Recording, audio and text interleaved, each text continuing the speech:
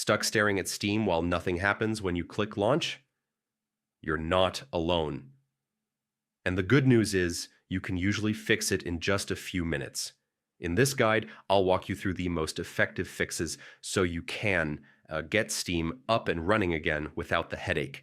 Let's start with the basics. If Steam won't open at all, press Ctrl plus Shift plus Escape to open Task Manager. Look under the Processes tab for anything named Steam or Steam Client Bootstrapper. If you see it running in the background, right-click it and choose End Task. Now try launching Steam again. Still stuck? Go ahead and run Steam as an administrator. Right-click the Steam icon on your desktop or in your Start menu and select Run as Administrator. This often solves permission-related launch issues instantly. If Steam tries to open but just hangs, the download cache might be the culprit. Open Steam. If it launches, then go to the top left menu, Steam Arrow Settings, Arrow Downloads, click Clear Download Cache and confirm. Steam will restart and ask you to log back in. If Steam won't open at all, move on to the next step and come back to the cache once it launches. Next, check your installation files.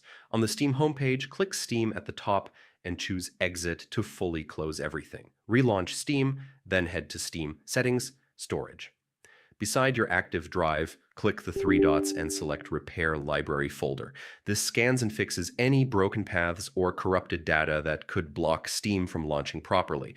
If your issue is tied to a specific game, especially one that uses the EA app, you'll want to install or update the EA app separately. Download it from EA's site, install it, and open it once. In many cases, Steam won't finish validating or launching a game without that connection. While you're there, see if the EA app gives you a repair game option. Let it run, if it does. Once those steps are done, restart Steam completely and try launching again. 9 times out of 10, one of these fixes gets things working.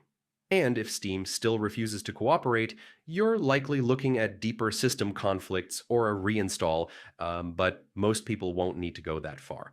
Hopefully your client is opening smoothly now and you're back to gaming. If this helped, stick around for more quick fixes and updates. And let me know in the comments what worked for you.